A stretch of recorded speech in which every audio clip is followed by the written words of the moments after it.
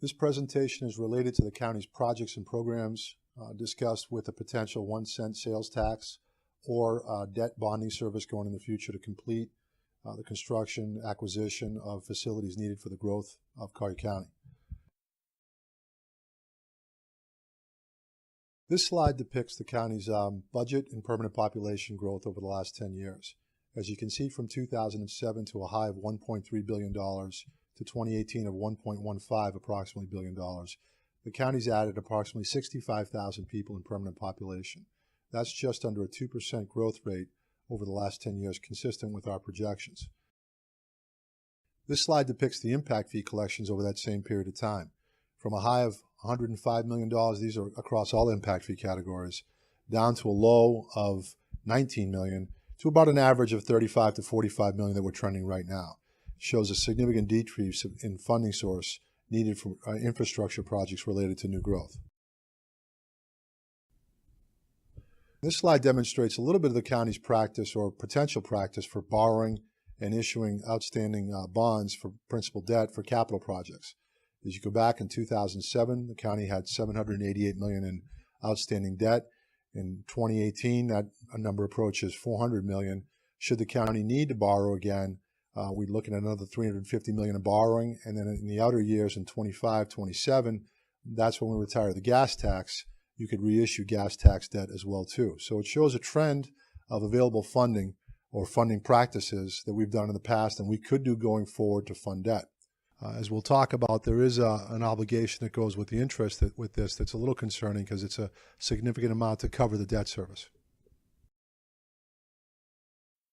So as we discussed prior, that the county could issue debt to pay for some of the infrastructure that we talked about, but the frequently asked question that we get, what is the cost of that debt?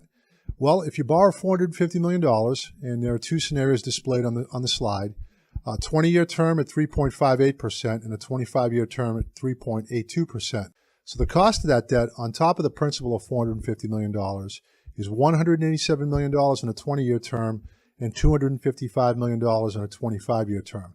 So that's the discussion and the thought process of evaluating both choices, is the pay-go doesn't include this interest on these projects. Should we issue the debt? Then you're looking at this interest on top of the principal of $450 million. Let's talk a little bit about the projects. These are the bridge replacement programs. These bridges are out in the northeast part of Collier County. There's approximately 11 bridges in that area, some more. Most of these are over 50 years old and they're wood pile bridges. They've passed their useful life, and from the slide on the left you can see that we've done some repairs, but every time we do an interim repair, that's approximately $250,000 to $500,000. It's throwaway until we replace the bridge. The estimated cost to replace these bridges, and this is an estimate from the prior year, is about $24 million. We've programmed the next 5 years $16 million as a shortfall of $8 million. We've seen increases in construction costs anywhere from 5 to 15% a year in the last couple of years due to growth. So that number might be a little bit bigger in terms of the shortfall category. This is a need, not a want, and it has to be done regardless of the funding source. The next slide is growth-related bridges. The red dots represents approximately 11 bridges in the northeast part of Collier County where connectivity is a priority. Obviously, the cost is much higher to do these because of the ancillary requirements to construct some improvements approaching the bridges. The estimate is approximately $88 million. Funding programmed is $17 million with a shortfall of $71 million. To give you some perspective, in the estates, the cost of building a road approaches $5 million a lane mile.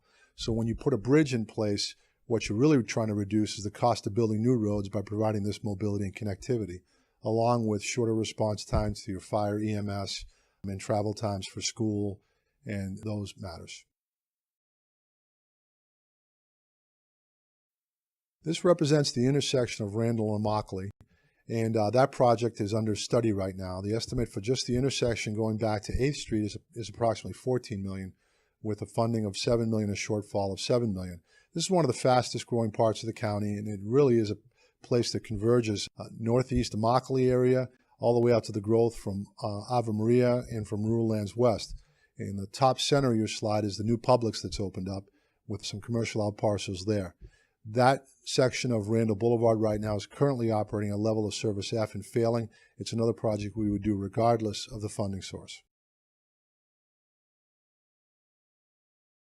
Your next project is Vanderbilt Beach Road Extension. This project started in 2004 with a complete study and alignment approval in 2005-06. And then as we went through the recession in 2007-08, the project was shelved. The total project cost is close to $200 million all the way out east. This is a phased approach to 16th Street where you'd only build a portion of the road. And the estimated cost is at $100 million. We've programmed $26 million. The shortfall is $74 million. It's important to note that this is the primary reliever to Immokalee Road that's expected to reach level of service F or failing in the next 3 to 5 years. Some would say it's reached that point now. This connection would do a lot to relieve Immokalee Road, and this won't get started for approximately 3 more years because it's in design right now. But this is another project we would do regardless of a funding source. This is Pine Ridge Road, Livingston and Whippoorwill. A study was done at the interchange of I-75 going west to Livingston Road. This is currently operating at level of service F. It's an area that it ties into one of our interchanges. All of our interchanges are feeling that strain from the increased growth as well too. The estimated cost for this project is $31 million. Funding is $8 million and the shortfall is $23 million. The interchange is not part of this cost estimate. That would be funded by FDOT. But FDOT will not improve the interchange unless the county makes improvements to the west of the interchange from Livingston to the LA limits or limits of federal highway jurisdiction. So this project was another project that would have to be done regardless of a funding source in order to meet the level of service and get FDOT to approve the interchange at I-75 and Pine Ridge. This is Airport Road going north from Vanderbilt Beach Road. We've made some interim improvements. This is one of our other high-volume corridors that runs all the way from 41 to the south to Immokalee Road to the north. The estimate to complete this project is $17 million, although revised estimates are already pushing close to $20 million. Funding right now program is $13 million, so the shortfall is going to be $4 to $7 million. This is in the south part of the county where US 41 meets 951. It's Triangle Boulevard. It's very similar to what we've experienced at Naples Boulevard, where Airport Road meets Pine Ridge Road. It's a loop road that captures connections from the commercial centers that are in the area where Lely Resort is here. It was designed at a time when it didn't consider all the future growth that was in Lely, as well as all the different commercial parts. Impact fees cannot be used for this project. The estimated cost is $6 million with no funding program at this time. The only other option for funding is an MSTU where all the businesses would be charged to do the improvement, or general fund. But gas tax would be a little bit of a stretch, and impact fees could certainly not be used for this project. These are priority sidewalks countywide. Going back a little history, the county used to dedicate close to $2 to $3 million annually for sidewalks. During the recession, that number was dropped down to $200,000 to $500,000, where most of the money being applied now is for grants. So these are deficiencies throughout the county, in Immokalee, Naples Manor, Livingston Road, and other parts of the county where it's badly needed to put some of these sidewalk connections for connectivity for the folks that walk quite a bit. The estimated cost for this is about $10 million. There is currently no program money for these projects. Most of the money is going to really sidewalk, small connections. These are some of the major improvements for mobility in all 4 corners of the county. This is an interesting one because we deferred a lot of what we don't see in terms of building maintenance and repair. The HVAC roofing systems have been deferred through the recession. We estimate close to $62 million in roof, HVAC, and general building repairs for the county. Now, keep in mind, we have over $1 billion in assets of buildings. Our estimated cost on this is $62 million. Funding is currently programmed the next 5 years at $23 million, and the shortfall is at $39 million.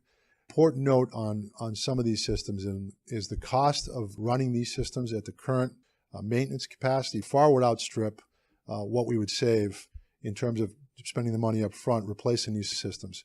Most of these systems, if you replace them up front, would put an ROI back in our pockets of 100% payment within 3 to 5 years.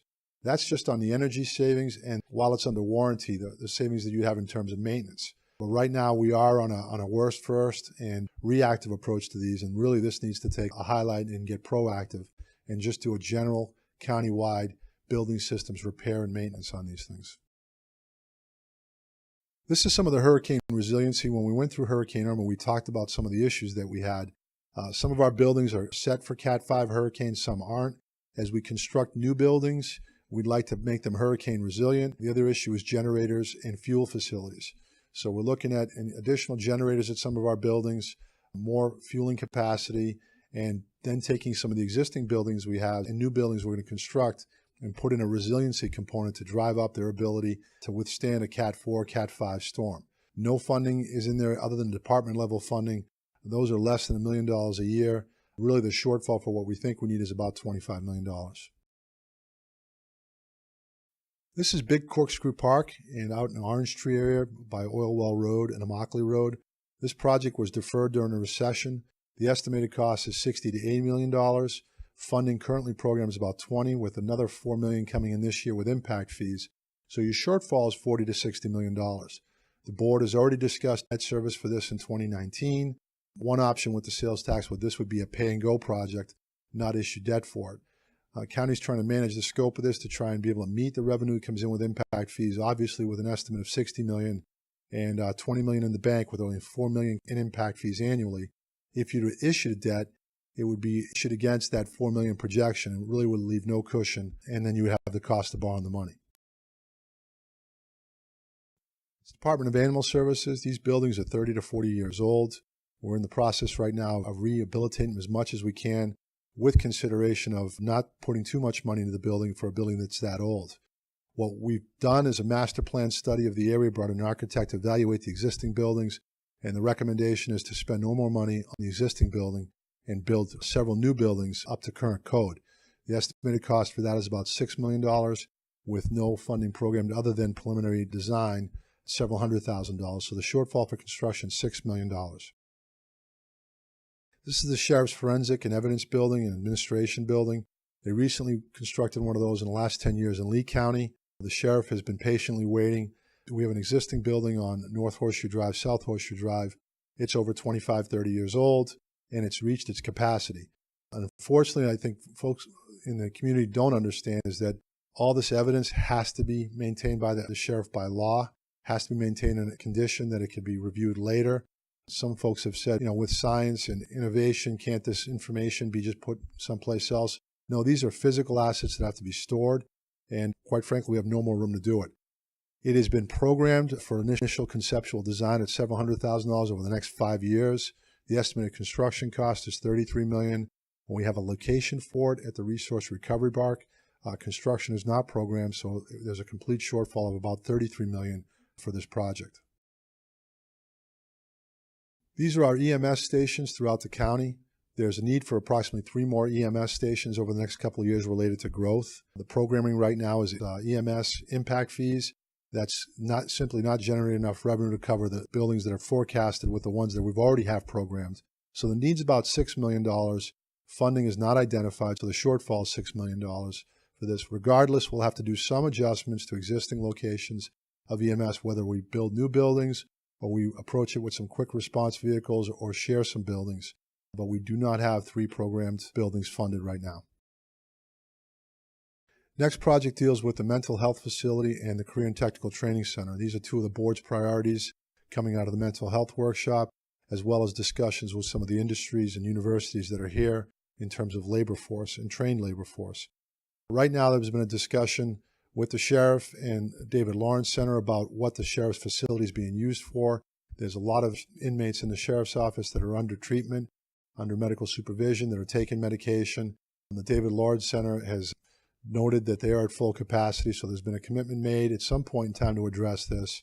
The estimate for a new building is about $25 million. No funding has been identified. The shortfall is about $25 million. What has been discussed is that the David Lawrence Center would pick up the operating and maintenance cost if the capital infrastructure was built by someone else. The other one is the Career and Technical Training Center. There's been quite a big discussion about communities, comparative communities in Florida and nationally have a training program. We do have some with Lorenzo Walker and Immokalee Technical College, but we've talked about a higher level center that's tied to a university. This potentially could be done at Florida Southwestern. They've identified some property for it, and have agreed to pick up the operation and maintenance cost if the Capitol building was constructed. The estimated cost for that building is about $15 million, with no money currently programmed, so the shortfall is $15 million. The Workforce Housing Land Trust Fund was approved by the board. The concept here is that property would be identified, held in perpetuity as public ownership, and then it would incentivize the private community to come forward, and through some sort of public-private partnership with the county being a landowner, is to be able to build workforce housing throughout the county in various locations. The initial seed money discussed for this was $20 million. There's currently no general fund or outside funding source for this, so the shortfall is $20 million. Collier County, in terms of the VA nursing home, was identified as a high priority location. The last time we applied, we were in the top 5. What unfortunately pushed us out of the ranking was the location was out east in the rural area. They expect the nursing home to be available to vets in the urban area, so it'll be a land acquisition and construction cost. There is money at the federal and state level, but they require a local match of approximately $30 million. Currently, there's no funding for this project, so the shortfall is about $30 million. These are contingent funds. You have to go through the application process for the VA nursing home. It could take as long as 3 to 5 years before you knew if you were qualified to use the funds. So this is a placeholder to say if we did meet that criteria, the funding would be available. The intent of this presentation was just to give you a feel for what the county is doing in response to growth, recognize that some of these projects will be done regardless of the funding source, and really to just give you an understanding that the county has the ability to issue debt and complete some of these projects, and that sales tax is obviously a pay-and-go funding source that might be available for this as well too.